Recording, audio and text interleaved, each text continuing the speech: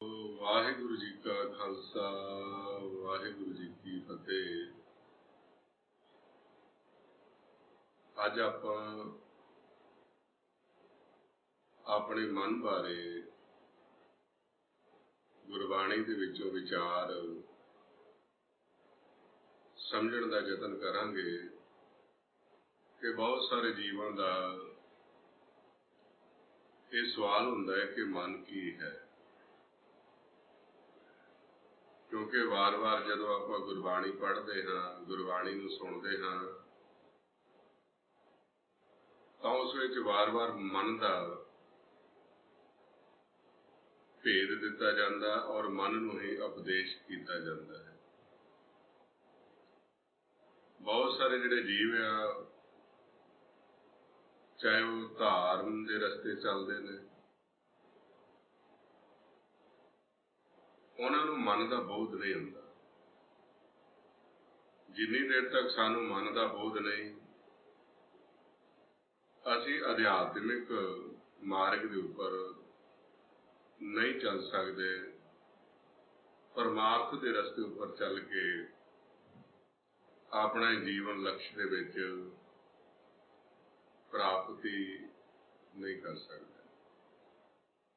इस वास्ते सब तो पहला हमारे सच्चे पातशाह आपां नूं उपदेश करते हैं, प्रथम है मन पर बुद्ध है अपना, कि सब तो पहला अपने मन का बोध करना है, अपने मन नूं वाचना है, मन नूं समझना है। क्योंकि ज़्यादातर जिहड़े जीव ने वो मन नूं एक विचारां दा, एक फुरनियां दा, ये जो विचार चलते हैं उन्हां दा संकल्प ही समझते हैं कि यह फुरनियां दा जिहड़ा समूह है यही मन है। नहीं गुरमुख प्यारिओ,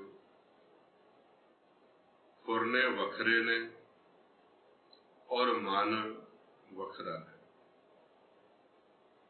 मन फुरनियां दा समूह नहीं है। मन निरंकार परमेश्वर परमात्मा प्रकाश रूप दे विचों एक प्रगट हुई जोत दा नाम मन है। उस जोत नूं मन कहते ने और उस मन का जिहड़ा जन्म है सच विचों जदों शब्द प्रगट होता है उतों इस मन का जन्म होता है, जिस बारे मारे सच्चे पातशाह समझाते हैं। ए मन कर्मा ए मन धर्मा ए मन पंच तत्त ते जन्म, साकत लोभी ए मन मूड़ा गुरमुख नाम जपिए मन रूड़ा। हुण मन जो प्रकाश रूप जोत स्वरूप सूक्ष्म रूप प्रगट होता है, इस मन दियां जो सूक्ष्म रूप है अपनियां इसदियां अखां ने, इस दे श्रवण ने कन ने, रसना है, और ये मन सूक्ष्म रूप है। ये सूक्ष्म रूप मन जो है जोत स्वरूप है। इस जोत स्वरूप मन नूं इस काया दे ढांचे दे विच जिहड़ा कि पाउण द्वारा तत्तां दा बनिया होया घर है, इस विच पाउण दे विच भेजिया जाता है खिलण वास्ते। जदों मन पाउण विच संपर्क करता है तो उसका इस अस्थूल देही दे नाल संपर्क होता है, और जदों मन पाउण नूं छड्डदा है उसका संपर्क शब्द नाल होता है। शब्द विच समाउण ते सूक्ष्म ज्ञान इंद्रियां खुलदियां ने ते उस मन की जोत का संपर्क निराकार परमात्मा दे नाल हुंदा। महाराज दा फरमान है, एक जोत दोए मूर्ति शब्द मिलावा करे। हुण ये परमेश्वर ने, परमात्मा ने ये मन वास्ते एक खेल बनाया होया कि मन ने शब्द दे राही पाउण विच जाना है ते पाउण दे विच विचर के इहदा खेल शुरू होना है। हुण जिथे इहदा खेल शुरू होना उत्थे है माया। वो जिहड़ी माया है वो त्रै गुण जिहड़े ने ਉਹਦੇ अंदर फिर पंज दूत जिहड़े वो वकार पैदा करते हैं, फुरने पैदा करते हैं। ज़्यादातर मन जिहड़ा है वो रजोगुण, तमोगुण और सतोगुण के विचारों में चलता। पंच दूत चितवे वकारा माया मोगा ए सारा। हुण ये जिहड़े विचार ने, फुरने ने, ये माया प्रगट करती है। हुण मन इन्हां फुरनियां नूं पकड़दा है जां नहीं पकड़दा, जां उसने पकड़ना है जां नहीं पकड़ना, उस वास्ते मन नूं एक अकल कला दित्ती हुई है। उसने अपनी अकल कला का इस्तेमाल करना कि इस माया का किहड़ा फुरना मैनूं लोड़ है पकड़न दी और किहड़ा फुरना मैं नहीं पकड़ना। हुण जिहड़े गुरु की मत अनुसार चलते हैं वो अपनी अकल कला का इस्तेमाल करना सीख लेंगे।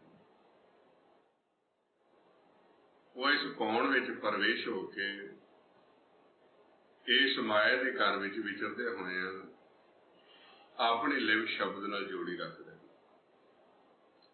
जिस करके उन्हां दे उपर माया का, फुरनियां का प्रभाव नहीं पैंदा। वो अपनी अकल कला का इस्तेमाल करते हैं। वो जिहड़े अकल कला का इस्तेमाल करते हैं वो फिर लिव के रस्ते ते चलते हैं।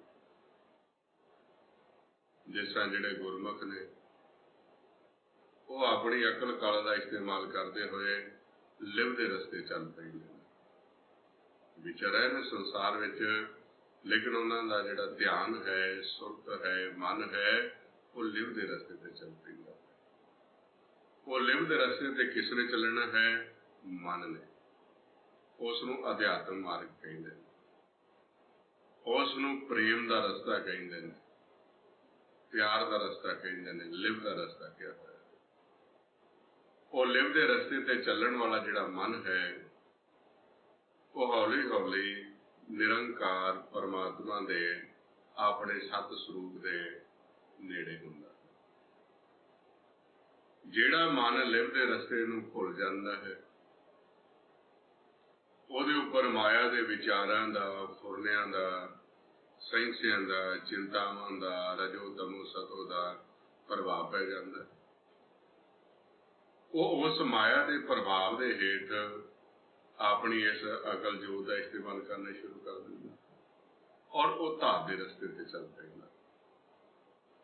हुण जिहड़ा मन धात के रस्ते ते चल पिया वो अपने सत स्वरूप नालों, मालक नालों, सच नालों दूर हुंदा जांदा।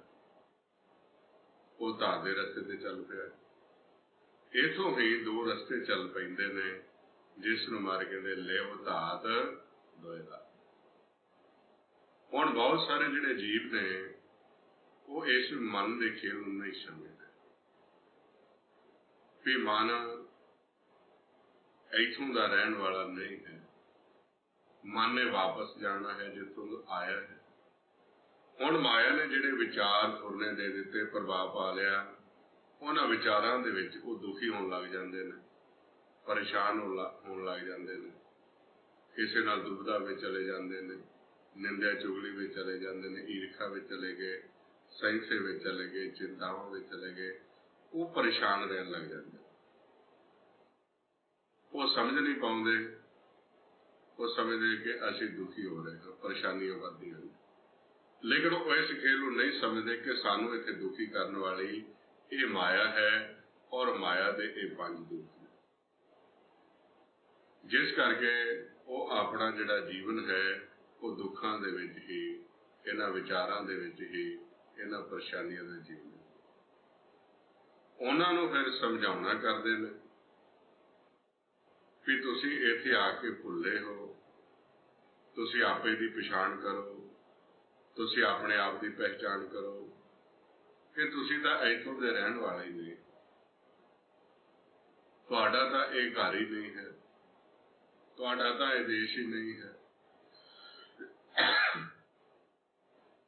तुहानूं तां सिर्फ इत्थे भेजिया गया है इस कायम दे विच, नौं दरां दे विच, तुहाडा घर इस तों उपर है। इस करके उन्हां नूं समझाउंदे ने कि तुसीं ऐसी अवस्था दे विच प्रवेश होवो कि जिथे जाके तुहानूं अपने आप की पहचान होवे, ते अपने आप की जे तुहानूं पहचान होगी फिर मन नूं भेद लगेगा कि मैं तो इत्थों का रहण वाला ही नहीं। फिर वो अपने घर की खोज करेगा, फिर वो आध्यात्मिक मार्ग के ऊपर चलेगा, फिर वो लिव के रस्ते चलेगा। सो इस करके ये बेनती है कि आप ये समझना है। बहुत सारे गुरमुख ये सवाल कर लेंदे ने, पुछ लेंदे ने कि मन की है। हुण मन का आप थोड़ा जिहा शब्दों में भेद लिया है, इसों अगे फिर आप समझांगे कि जदों सानूं भेद लग जाता कि इत्थों दे रहण वाला नहीं है मन, असीं नहीं हाँ, तो फिर असीं किवें परमात्मा के मार्ग ते चलना, अध्यात्म मार्ग ते किवें चलना, वो फिर आप इसों अगे समझांगे। सो इस करके आप सारे ने ये थोड़े जे शब्दों में समझण का यतन किया है कि तन वखरा है, माया फुरने वखरे ने और मन वखरा है। सो इन्ने क विचार ने। वाहिगुरू जी का खालसा,